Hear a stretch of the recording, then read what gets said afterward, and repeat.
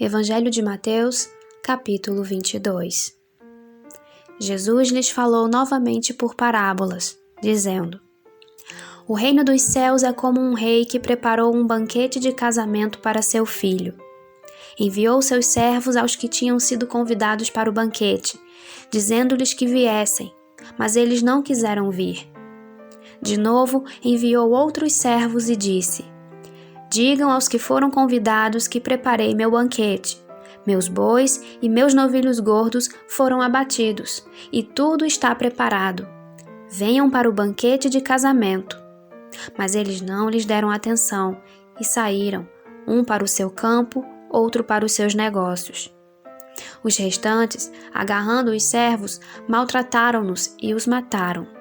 O rei ficou irado e, enviando o seu exército, destruiu aqueles assassinos e queimou a cidade deles.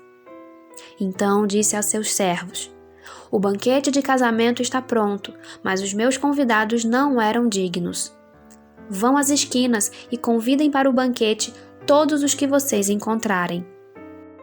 Então os servos saíram para as ruas e reuniram todas as pessoas que puderam encontrar, gente boa e gente má. E a sala do banquete de casamento ficou cheia de convidados. Mas quando o rei entrou para ver os convidados, notou ali um homem que não estava usando veste nupcial. E lhe perguntou: Amigo, como você entrou aqui sem veste nupcial?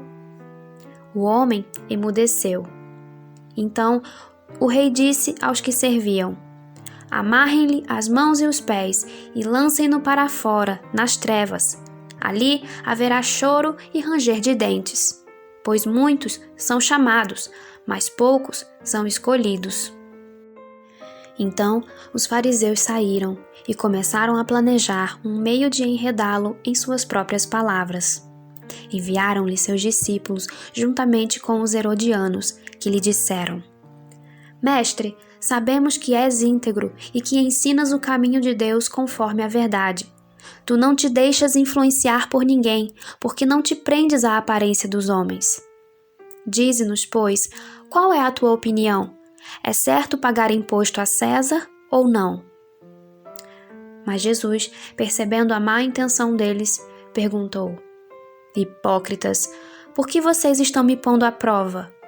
Mostrem-me a moeda usada para pagar o imposto. Eles lhe mostraram um denário, e ele lhes perguntou: De quem é esta imagem e esta inscrição? De César, responderam eles. E ele lhes disse: Então, deem a César o que é de César, e a Deus o que é de Deus. Ao ouvirem isso, eles ficaram admirados, e deixando-o, retiraram-se.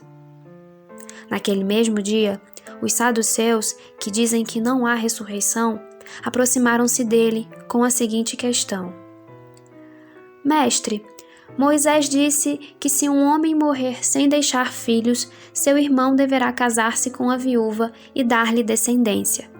Entre nós havia 7 irmãos. O primeiro casou-se e morreu. Como não teve filhos, deixou a mulher para seu irmão. A mesma coisa aconteceu com o segundo, com o terceiro, até o 7º. Finalmente, depois de todos, morreu a mulher. Pois bem, na ressurreição, de qual dos 7 ela será esposa, visto que todos foram casados com ela? Jesus respondeu: Vocês estão enganados porque não conhecem as Escrituras nem o poder de Deus. Na ressurreição, as pessoas não se casam nem são dadas em casamento, mas são como os anjos no céu. E quanto à ressurreição dos mortos, vocês não leram o que Deus lhes disse: Eu sou o Deus de Abraão, o Deus de Isaque e o Deus de Jacó? Ele não é Deus de mortos, mas de vivos. Ouvindo isso, a multidão ficou admirada com o seu ensino. Ao ouvirem dizer que Jesus havia deixado os saduceus sem resposta, os fariseus se reuniram.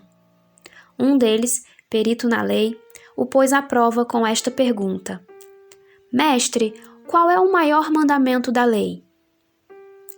Respondeu Jesus: Ame o Senhor, o seu Deus, de todo o seu coração, de toda a sua alma e de todo o seu entendimento. Este é o primeiro e maior mandamento. E o segundo é semelhante a ele: ame o seu próximo como a si mesmo. Destes 2 mandamentos dependem toda a lei e os profetas. Estando os fariseus reunidos, Jesus lhes perguntou: o que vocês pensam a respeito do Cristo? De quem ele é filho? É filho de Davi, responderam eles. Ele lhes disse: então, como é que Davi, falando pelo Espírito, o chama Senhor? Pois ele afirma: o Senhor disse ao meu Senhor: senta-te à minha direita, até que eu ponha os teus inimigos debaixo de teus pés. Se, pois, Davi o chama Senhor, como pode ser ele seu filho? Ninguém conseguia responder-lhe uma palavra, e daquele dia em diante, ninguém jamais se atreveu a lhe fazer perguntas.